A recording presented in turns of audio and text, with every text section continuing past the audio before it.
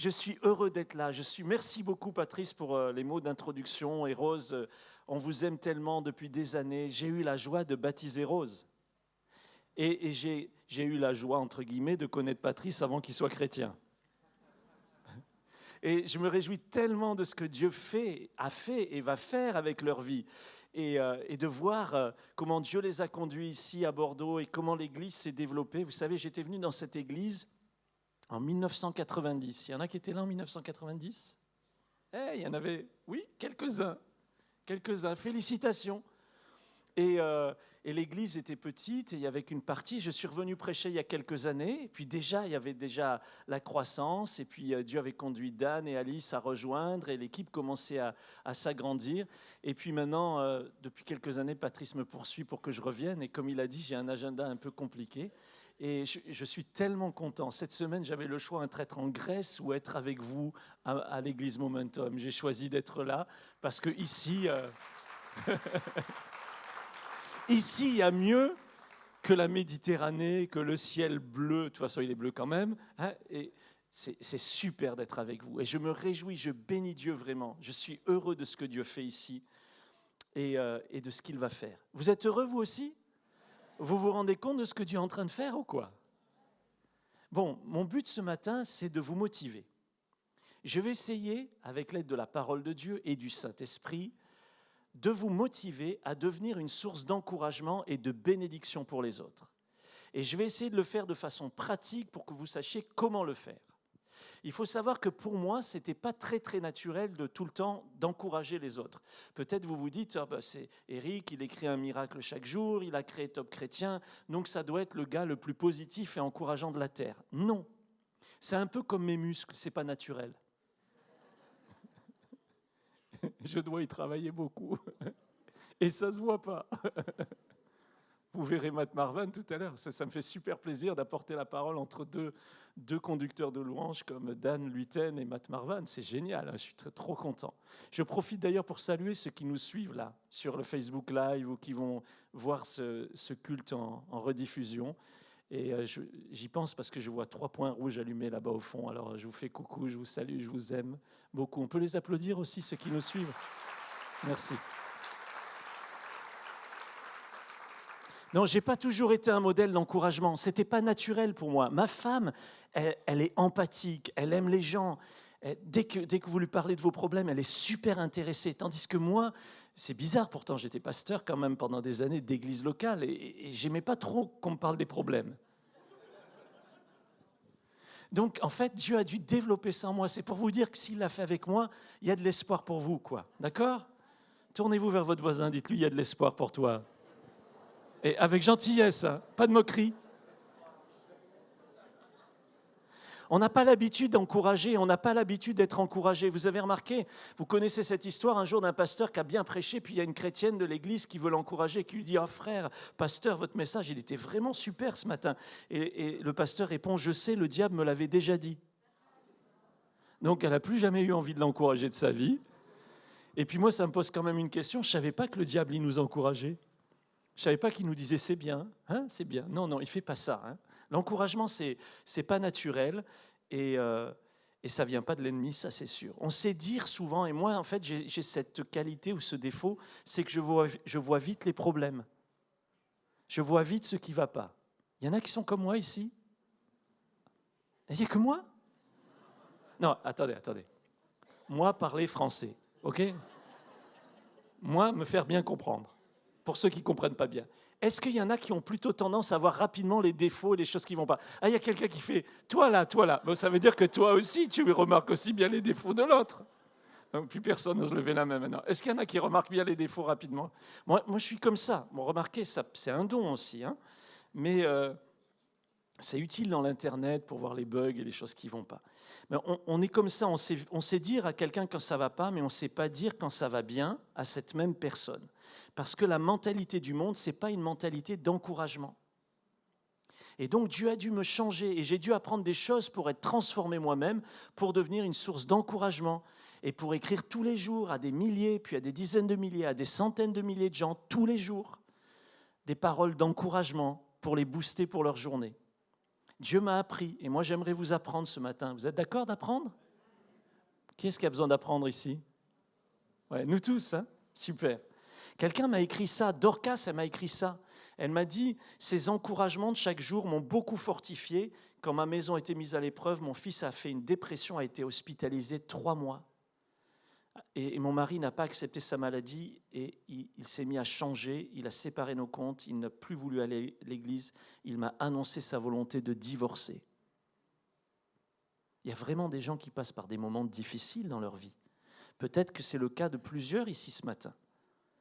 Et donc elle dit, j'ai compris qu'il y avait une attaque de l'ennemi contre ma maison, j'avais besoin de ma nourriture spirituelle, je l'ai reçue par un miracle chaque jour. Un miracle chaque jour, il y en a qui reçoivent un miracle chaque jour? Oui? Il y en a qui ne reçoivent pas. Vous voyez, je vois tout de suite ce qui ne va pas. Et elle dit, j'avais besoin d'encouragement. Vous ne pouvez pas imaginer combien chaque fois le message que je reçois répond exactement aux besoins du moment. Et avec la prière et plus de compréhension des projets de Dieu, pour moi, grâce aux encouragements que j'ai reçus, mon mari est avec moi et mon fils guéri. Gloire à Dieu. Waouh! En fait, c'est super quand quelqu'un vous encourage. Un jour, j'ai eu la leçon de ma vie en termes d'encouragement. J'ai un ami qui s'appelle Pierre Alain, et Pierre Alain, c'est un grand sportif. Il est au taquet. Vous savez ce que ça veut dire, être au taquet? Il grimpe des cols, il fait du ski en montée. Moi, je fais en descente. Lui, il grimpe, après il descend, il fait du vélo, il est sportif, il court. Et un jour, mon téléphone sonne, je vois marqué Pierre Alain. Et donc, Pierre Alain m'appelle et dit, Éric, j'ai une idée. T'es où là? Je suis en vacances. On était dans un magasin à ce moment-là, près de la Méditerranée. Il me dit, je vais aller monter le Mont Blanc du Tacul. Tiens, je vous le montre. Je vous montre à quoi ça ressemble. Vous allez comprendre. Voilà, le Mont Blanc du Tacul, c'est la montagne de gauche. Et puis le Mont Blanc, c'est celle de droite. Entre les deux, il y a le Mont Maudit. Il s'appelle comme ça parce qu'il y a beaucoup de morts là. Ah, c'est super, hein? Éric, j'ai une idée, on va aller monter le Mont Blanc du Tacul après-demain. Et moi, je ne suis pas un alpiniste. Je ne suis pas au taquet, moi. Je suis plutôt aux arrêts. Et là, j'ai dit, ouais, mais moi, j'aime les défis. En fait, je suis un gars de défi. J'aime qu'on me challenge. Donc, ça m'a plu. Je dis à ma femme, qu'est-ce que tu en penses? Oui, vas-y, chérie. Elle a l'habitude, de toute façon. Hein. Elle m'a dit, reste en vie. J'ai dit, oui, chérie. Et donc, nous voilà partis le lendemain. On arrive au pied du Mont Blanc. Donc, là où il habite, on va louer l'équipement. Harnais, crampons, balises pour vous retrouver en cas d'avalanche, mort ou vif. Et là, on est parti pour faire cette ascension. Et je ne sais pas si vous voyez bien la photo, là, mais c'est vraiment, vraiment très difficile. Et en fait, on prend le téléphérique jusqu'à l'Aiguille du Midi, 3800 mètres. Donc ça, c'est assez facile. Jusque vous avez 38% d'oxygène quand même en moins dès que vous arrivez en haut. Donc en fait, chacun de vos pas, chacun de vos efforts, c'est beaucoup plus difficile puisque vous avez moins d'oxygène. Et puis de l'Aiguille du Midi, on redescend et on arrive là, ce qu'on voit, au pied de ça. Là. Et ça, c'est une sorte de montée très, très, très, pour moi, très difficile. On monte, et j'ai une santé fragile. J'ai pas une grande santé, en fait. Je fais des efforts, je transpire, et on arrive, et il reste 40 mètres de rochers à escalader, et là, j'ai envie d'abandonner, mais j'y vais un pas après l'autre, et j'arrive en haut. Ouais. Là, normalement, vous applaudissez tous. J'avais juste oublié un détail, c'est qu'il fallait revenir. En fait, j'avais vidé toute mon énergie dans l'ascension. Même à un moment, je me suis trompé de chemin, j'ai failli mourir. Il y a un Japonais qui m'a crié en japonais, « Attention, tu vas mourir !» Et j'ai eu l'interprétation des langues. J'ai vite fait demi-tour, je m'étais vraiment trompé. Et je suis arrivé, mais j'étais épuisé, si vous voulez. Et donc, il faut redescendre. Et redescendre, c'est déjà très, très, très difficile. Mais une fois que vous arrivez en bas de ça, vous arrivez en fait en bas de ça. Et donc, il faut remonter en fait cette corniche qui est très étroite. Donc, vous avez du mal à croiser quelqu'un et puis c'est très difficile. Et donc, vous avez 500 mètres de dénivelé à peu près pour remonter jusqu'à l'Aiguille du Midi et prendre enfin le téléphérique. Et quand j'arrive en bas, je suis épuisé, j'en peux plus. je sais que je ne vais pas pouvoir le faire, que je n'ai pas l'énergie pour le faire. Et là, on croise un groupe d'alpinistes, en fait, qui est en train de descendre la corniche. Et juste en bas de la corniche, juste avant de la monter, il y a un gars, il me regarde comme ça. Et il me dit, courage. Et là, je ne sais pas si je dois interpréter, t'es mal barré. Non, en fait, j'ai interprété courage comme tu vas y arriver. Et en fait, c'est comme si j'avais croisé un ange, ou Jésus lui-même, en fait, qui m'avait dit courage. Courage. Et en fait, ce mot courage, il a fait toute la différence pendant toute la montée. J'en ai bavé, mais j'ai fait un pas après l'autre. J'ai croisé des gros Allemands qui descendaient, qui prenaient toute la corniche. Et là, vous vous demandez, est-ce que je tombe à droite où il y a 600 mètres ou à gauche où il y a 1200 mètres? C'est vraiment dangereux. Et il y a ces gens qui venaient en face et c'était dur, mais je repassais courage. Courage, Eric, courage. En fait, courage, avec le courage, l'impossible devient possible. Et l'inaccessible est devenu accessible. Quand on a du courage, les choses sont différentes. Vous avez remarqué? Quand on est découragé, même les meilleures choses nous paraissent tristes et fades. Et quand on a du courage, c'est différent. Qu'est-ce que c'est l'encouragement? C'est de donner confiance à quelqu'un, c'est lui apporter du soutien, lui apporter de l'espoir. C'est ce que Jésus a fait avec nous, on va en reparler dans un instant. Encourager, c'est croire dans les capacités de l'autre, c'est valoriser l'autre, c'est encourager la personne et c'est lui dire « tu vas y arriver, tu vas réussir, Dieu est avec toi, tu ne crains pas, courage, tu vas y arriver ». Et ce n'est pas quelque chose qu'on entend tout le temps. On entend plutôt « t'es bon à rien, tu ne vas pas y arriver, t'es trop nul ». Et je ne sais pas pourquoi on attache plus d'importance aux deuxièmes paroles qu'aux premières. Vous avez remarqué ça? Une parole d'encouragement, une seule parole, ça peut déterminer le cours d'une vie. Il y a des gens qui ont choisi leur carrière avec une parole d'encouragement. Il y a des gens qui sont venus à Jésus avec une parole d'encouragement. Tout à l'heure, entre les deux cultes, j'ai rencontré un couple, ils sont venus à Jésus comme ça, ils vont se faire baptiser bientôt. C'est super, ça m'a fait plaisir de les voir. L'encouragement, c'est une puissance. Le découragement, c'est une puissance.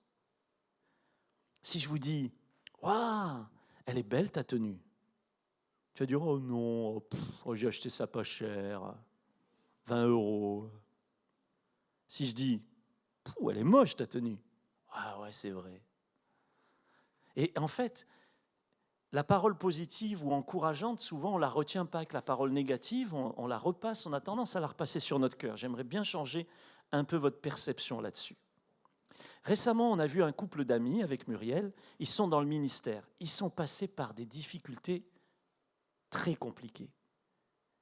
Je ne vous dirai pas leur nom pour une question de confidentialité, à cause de ce que je vais dire, mais ils sont vraiment passés par des moments difficiles. Elle a eu un cancer du sein. Ablation du sein, reconstruction du sein, et elle a eu un problème à nouveau, et ils ont dû lui réenlever. Elle a failli mourir plusieurs fois. Lui, il sentait que Dieu l'avait appelé d'ouvrir une église dans cette petite ville, et c'était vraiment difficile. Ça ne perçait pas, ça n'avançait pas, c'était trop dur. Et donc, découragement sur découragement. Et puis, on a voulu les rencontrer, et on leur a dit, voilà, on veut vous aider, on veut vous bénir, on ne veut pas juste prier pour vous ou vous dire qu'on vous apprécie, on veut vous aider financièrement et vous donner une liberté pour plusieurs mois en avant. Et la personne a dit, cet homme a dit, ce frère a dit, alors vous croyez en nous? Voyez, en fait, ce n'était pas les paroles, ou ce n'était pas les prières, ou ce n'était même pas le soutien financier. Mais c'était, vous croyez en nous. Vous croyez en nous? Ben oui, bien sûr que nous croyons en vous, bien sûr. Parce qu'on croit dans l'appel que Dieu a mis dans votre vie. On croit que même si les temps sont difficiles maintenant, ça ne veut pas dire qu'ils seront difficiles demain. Et on investit dans votre vie, parce qu'on sait qu'on investit dans un bon terrain, on sème dans un bon terrain et que ça va porter un bon fruit. Et le lendemain, j'ai reçu un SMS qui disait « Merci de croire en nous comme tu le fais ». Aujourd'hui, ils sont repartis du bon pied, ils vont bien, ils ont changé d'endroit, ils démarrent quelque chose de nouveau dans leur vie et dans leur ministère, et ils sont une source d'encouragement pour les autres. Gloire à Dieu.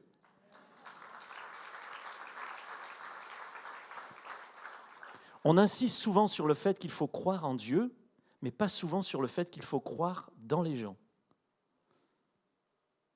Encourager quelqu'un, c'est lui dire « je crois en toi ». Et vous savez quoi? C'est le modèle de Jésus. Regardons quelques exemples là, sur l'écran, d'accord? Regardez.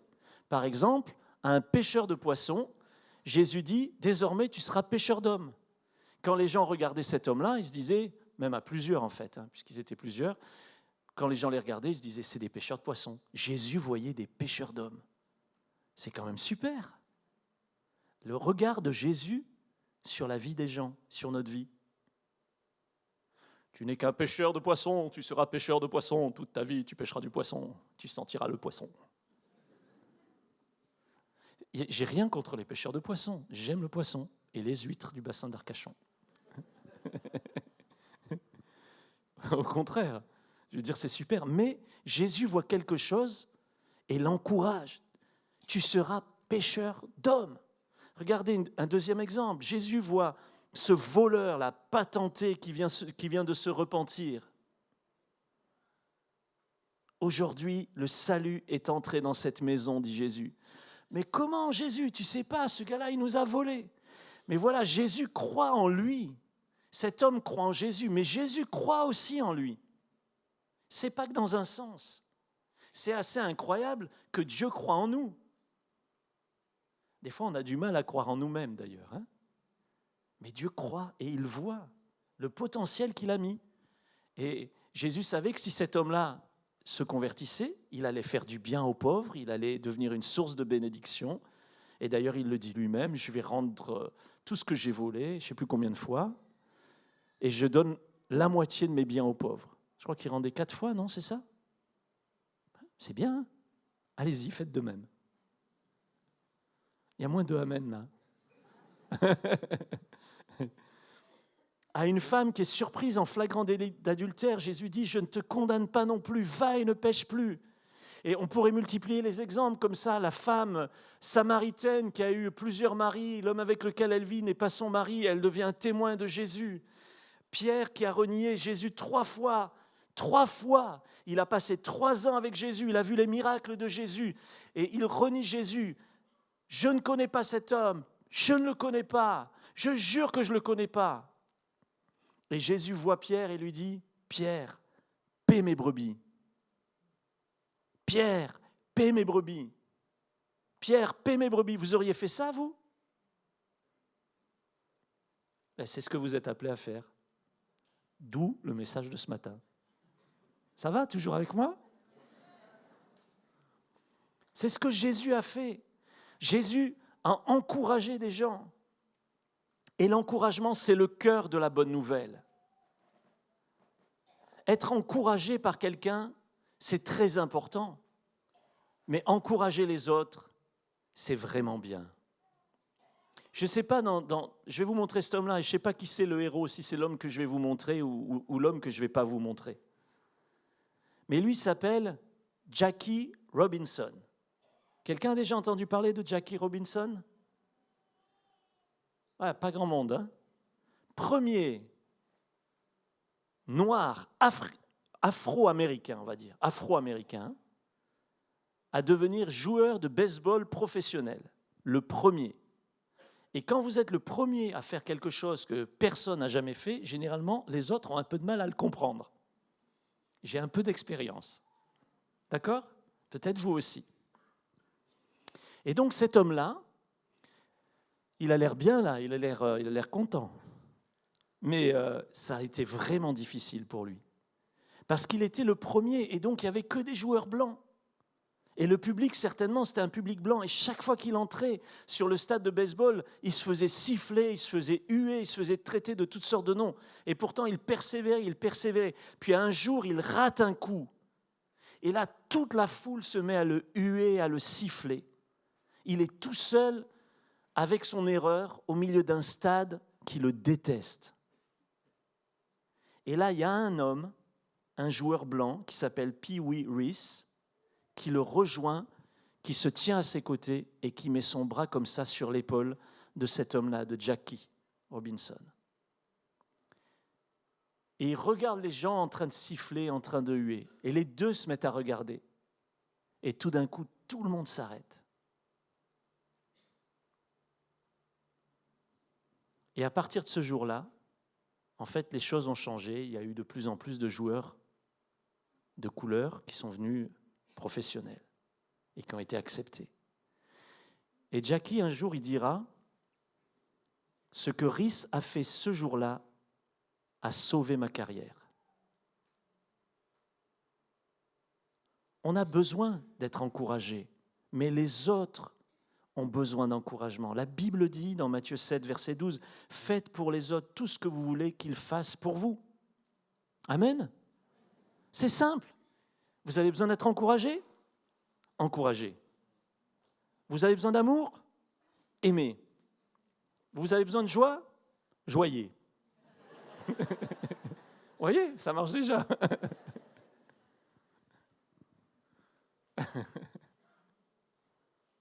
Semez ce dont vous avez besoin. Qui veut devenir une source d'encouragement ici, pour les autres? Qui veut le devenir?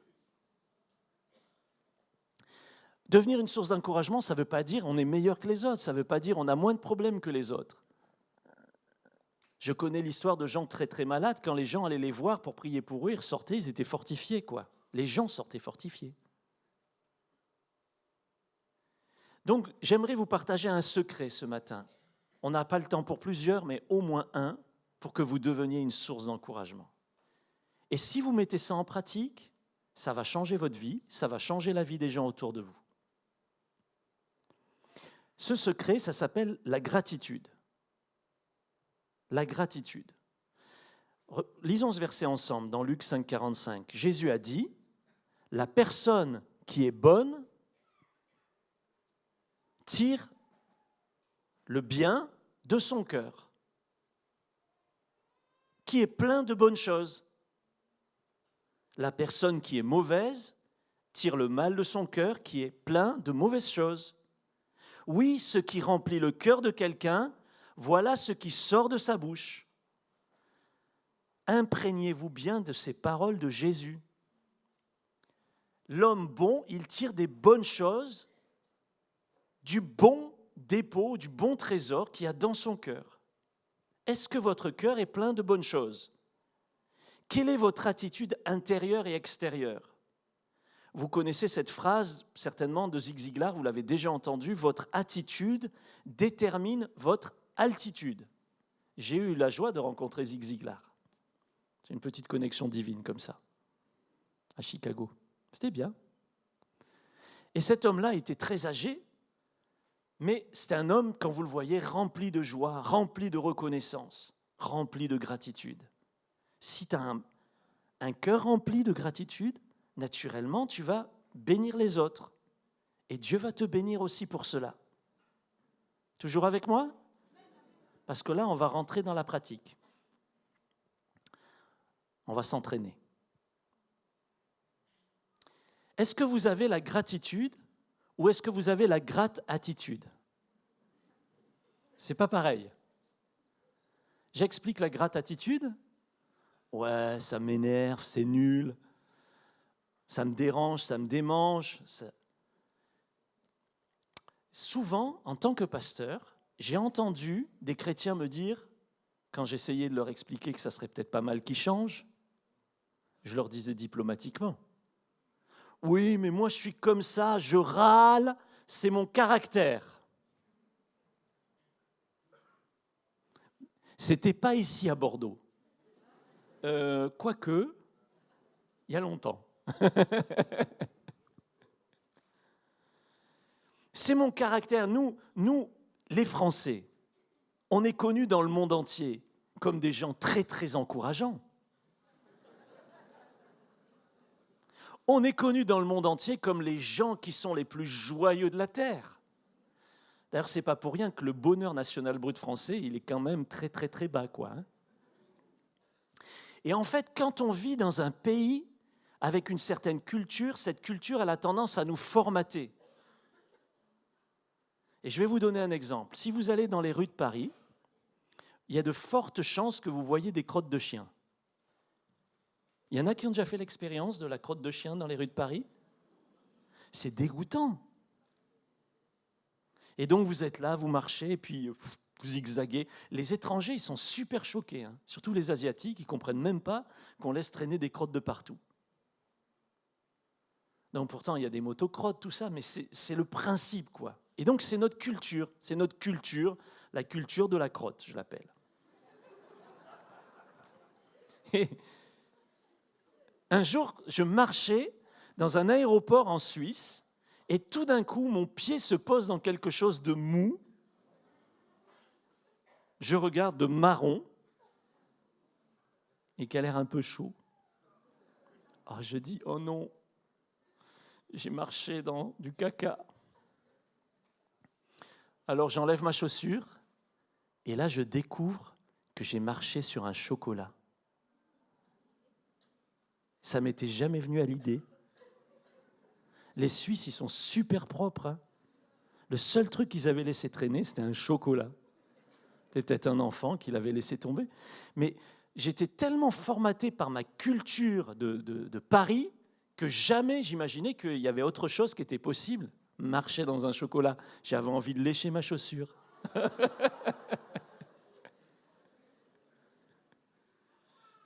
Et donc, quand on vit dans une culture, on a tendance à prendre cette culture et à croire que c'est la culture normale. Mais la culture française, ça n'est pas la culture du royaume de Dieu. La culture du monde, c'est ce que nous dit la Bible. Dans les derniers temps, il y aura des jours difficiles. Les hommes seront égoïstes, amis de l'argent, vantards, orgueilleux, ils feront insulte à Dieu, ils seront rebelles à leurs parents, ils seront ingrats. Et ce mot grec pour ingratitude, c'est akaristos, qui peut se traduire par sans charisme, sans grâce et déplaisant. Et donc parfois notre culture ou notre histoire ou ce qui nous est arrivé dans notre vie fait que nous disons mais c'est normal, moi si vous étiez à ma place vous verriez. Et on se forge une carapace, on devient difficile, on devient dur. La Bible dit c'est de l'abondance du cœur que la bouche parle. La Bible dit l'homme bon tire de bonnes choses de son bon trésor, l'homme mauvais tire de mauvaises choses de son mauvais trésor. Je vous le dis, le jour du jugement, les hommes rendront compte de toute parole inutile qu'ils auront prononcée. D'après tes paroles, tu seras déclaré juste, d'après tes paroles, tu seras condamné. Donc c'est important, ce qui sort de notre bouche. Mais ce qui sort de notre bouche, ça sort de notre cœur. Et ce qui sort de notre cœur, c'est ce qu'on entretient dans notre cœur. D'accord ? Quand notre cœur est rempli de reconnaissance pour la vie, à Dieu, pour les autres, naturellement, de notre bouche commencent à sortir des paroles bénissantes. Alors voilà l'exercice que je vais vous demander. Vous allez le faire en rentrant à la maison, s'il vous plaît. Ça fait partie du message, d'accord ? Donc si vous ne le faites pas, c'est comme si vous n'étiez pas venu. Ça va ? Ça ne va pas vous prendre longtemps, vous allez voir.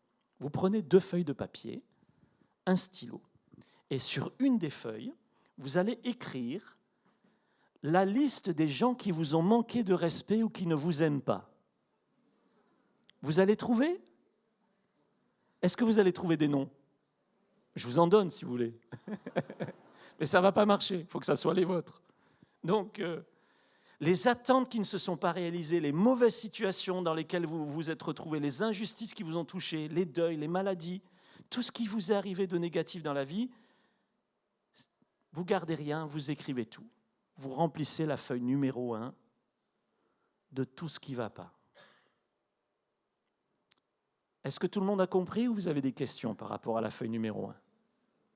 Non ? Tout le monde a compris ? C'est pas difficile, hein ?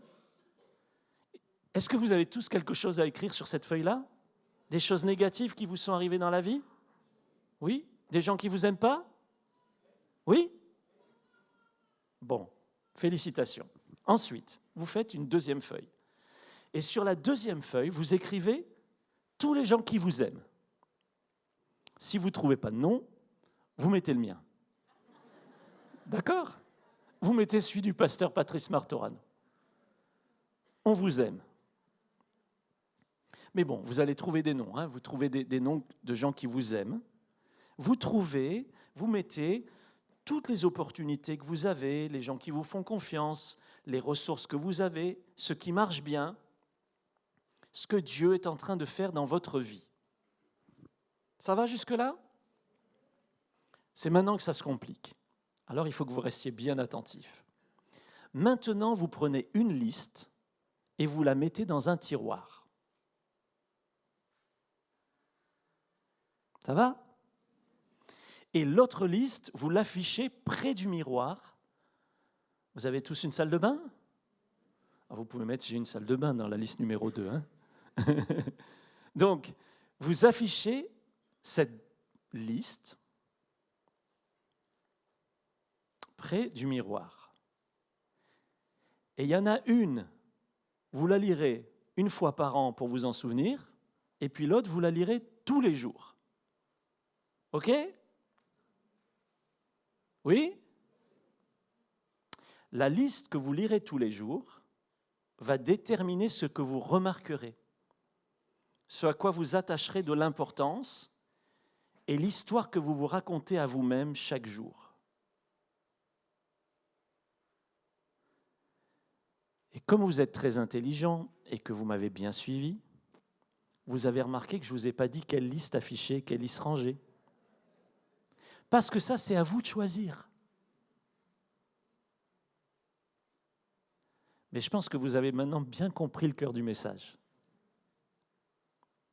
Choisir la liste à ranger et la liste à regarder, c'est la chose la plus importante que vous allez faire. Un exemple dans la parole de Dieu, il y a un prophète, il s'appelle Jérémie. Il a écrit un livre qui s'appelle « Les Lamentations de Jérémie ». Et il a fait 2 listes. En fait, il avait écouté mon message en avance, il l'avait mis en pratique, et voilà ce que Jérémie a fait. Donc, c'est moi qui m'inspire de Jérémie. Liste numéro 1. Je suis, pour tout mon peuple, un objet de moquerie. À longueur de journée, je suis l'objet de leurs chansons. Il m'a rassasié d'herbe amère, il m'a enivré d'absinthe, il a cassé mes dents avec des cailloux, il m'a piétiné dans la cendre, tu m'as enlevé la paix, j'ai oublié ce qu'est le bonheur. Alors j'ai dit, je n'ai plus d'avenir, je n'ai plus d'espérance en l'Éternel. Souviens-toi de ma détresse et de ma misère, de l'absinthe et du poison. Moi, je m'en souviens bien et je sombre. Liste numéro 1. C'est assez explicite, ça? C'est une liste comme ça que j'aimerais bien que vous fassiez, d'accord? Liste numéro 2. Même personne, juste quelques versets après. Voici ce que je veux méditer pour garder espoir. Les bontés de l'Éternel ne sont pas épuisées, ses compassions ne prennent pas fin, elles se renouvellent chaque matin. Que ta fidélité est grande. Je le déclare, l'Éternel est mon bien, c'est pourquoi je veux m'attendre à lui. L'Éternel a de la bonté pour celui qui compte sur lui, pour celui qui le recherche. En effet, le Seigneur ne rejette pas pour toujours, mais quand il cause du chagrin, il fait preuve de compassion, tant sa bonté est grande. Les bontés de l'Éternel ne sont pas épuisées, elles se renouvellent chaque matin. C'est la même personne qui a écrit la même phrase que je vous citais avant, qui disait « Je n'ai plus d'avenir, je n'ai plus d'espérance en l'Éternel ». 2 listes. Et il y en a une, il décide qu'il va la mettre dans le tiroir et l'autre, il décide qu'il va l'afficher chaque matin.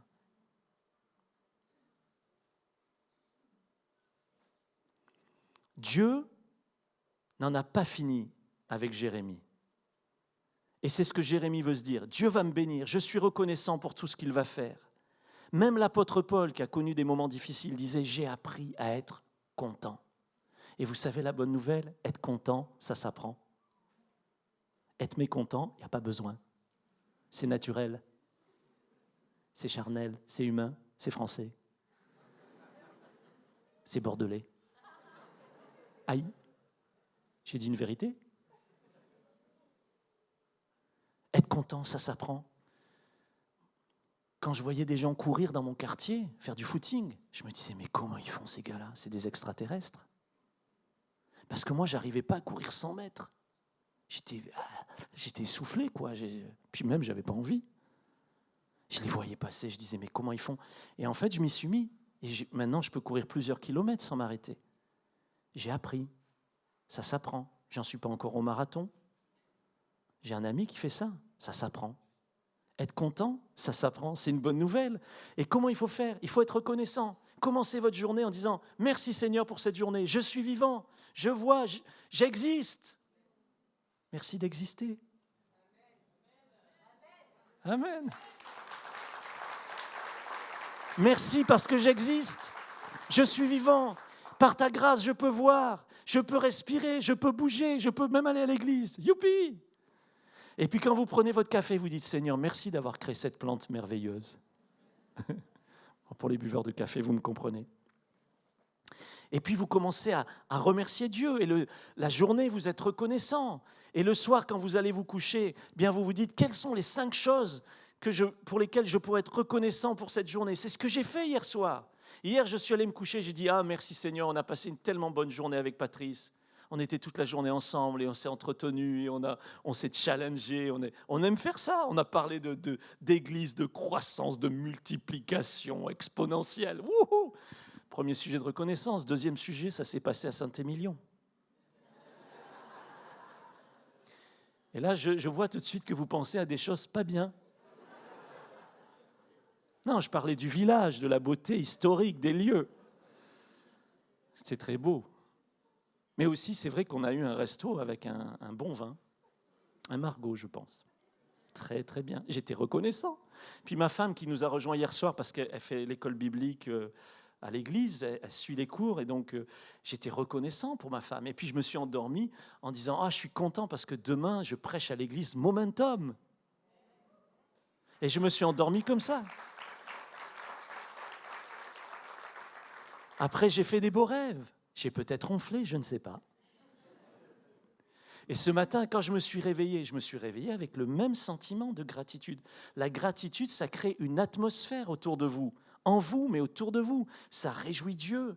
Et les gens le ressentent autour de vous. Un jour, avec ma femme, on rentre dans un hôpital et il y a un patient qui était là et il nous dit « Merci, je viens vous dire merci. » Mais on a dit « De quoi ?» Quand vous êtes rentrés, ça m'a fait du bien. C'est super. Ça lui avait fait du bien de nous voir. Il y a des personnes, elles sont comme ça, elles vont être comme des rayons de soleil, parce que quelque chose sort de leur vie. Et parce que quelque chose de bon sort de leur vie, vous avez envie d'être à leur contact. Il m'est arrivé quelque chose de vraiment intéressant par rapport à ça. Une expérience incroyable qui a été pour moi une accélération divine.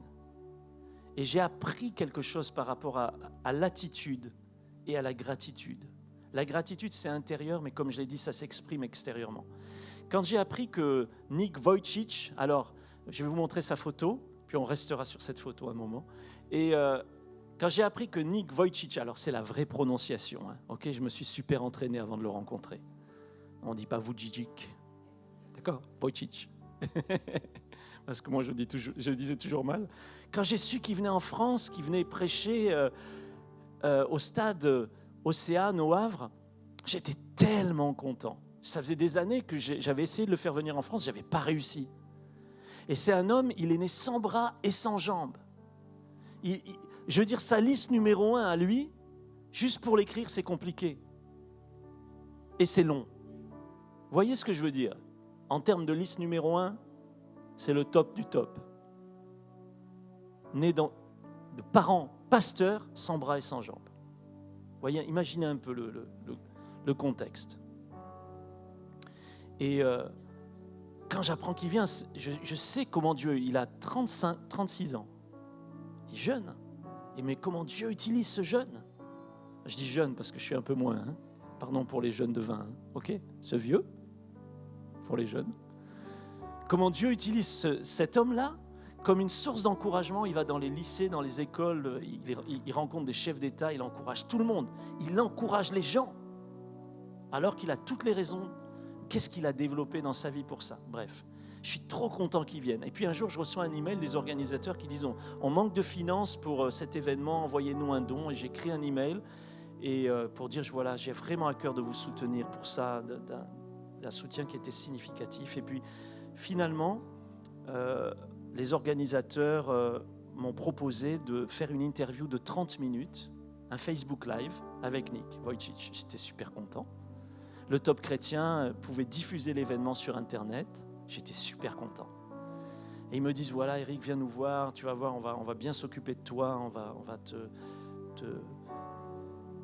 t'honorer, tout ça. Et puis quand j'arrive, en fait, il n'y a rien qui se passe comme j'avais prévu. Rien du tout, mais rien. J'arrive et quand je vais pour passer la sécurité, on ne veut pas me laisser rentrer parce qu'il y a mon nom nulle part et il n'y a pas de badge pour moi. Donc c'est ma femme qui dit, si vous ne laissez pas passer mon mari. Non, elle n'a pas fait ça. Elle a dit, on m'avait oublié en fait. On avait oublié de me mettre sur une liste, n'importe laquelle. Ok. Et là, merci Seigneur, je reste joyeux. Et ensuite, on arrive donc à l'intérieur et donc personne là des organisateurs n'a l'idée de me dire merci pour le don que j'ai envoyé. Ça m'a fait bizarre. Et ça aurait pu me voler ma joie, franchement. Mais on ne fait pas un don pour qu'on nous dise merci. Vous êtes d'accord ? Moi, je vous dis merci d'avance pour toutes les bonnes bouteilles, Pétrus, tout ça. Non, je rigole. Non, c'est une blague. Pardon, Jésus. Je ne voulais pas la faire.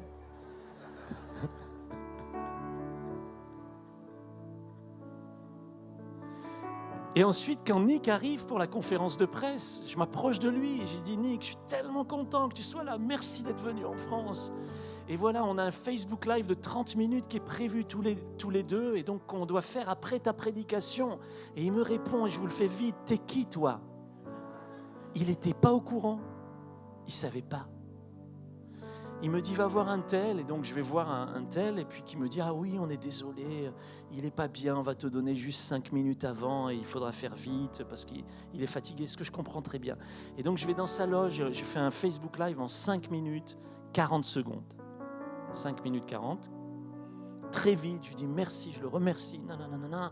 Je fonce, je vais aussi vite que je peux, puis dès que je termine, on me fait comprendre à ma femme et à moi qu'il faut quitter la loge, quoi. Si vous pouviez partir, ça nous arrangerait. Et donc, et en plus, j'avais invité plein de gens à venir à travers un miracle chaque jour, et plein étaient venus. Donc, quelque part, j'étais légitimement en droit de me plaindre. Mais grâce à Dieu, et peut-être parce que Dieu m'a appris à développer aussi plus de gratitude, j'ai dit à ma femme, je suis tellement content. Tu t'en souviens, chérie ? Je suis tellement content des 5 minutes 40 que j'ai eues avec Nick. Il y a 250 000 de gens qui ont vu ce Facebook Live.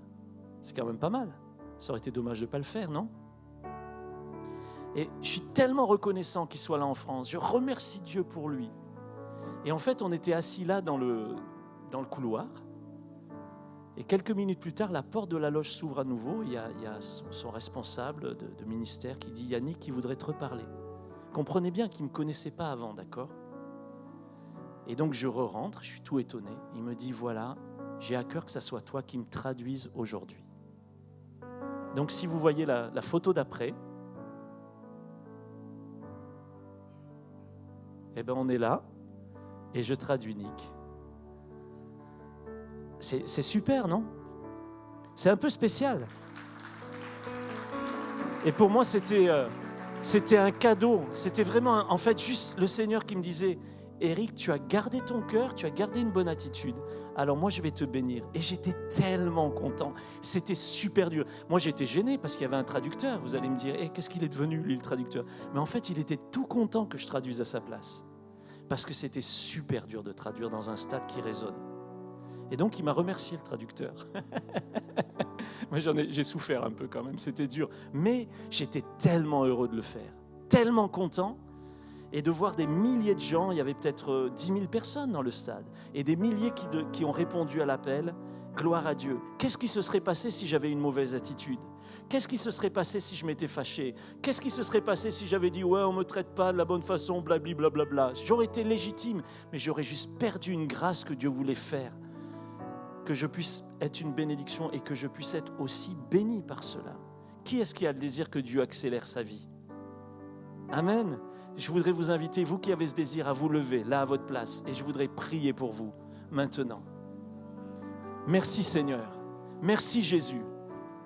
Merci parce que tu veux faire de chacun ici une source de bénédiction, une source d'encouragement. Et alors que vous priez là à votre place, Seigneur, me voici, moi je vous regarde et je vois que Dieu veut faire des choses avec votre vie, que Dieu veut faire de vous une bénédiction, une source de bénédiction, au-delà de ce que vous pouvez penser ou imaginer.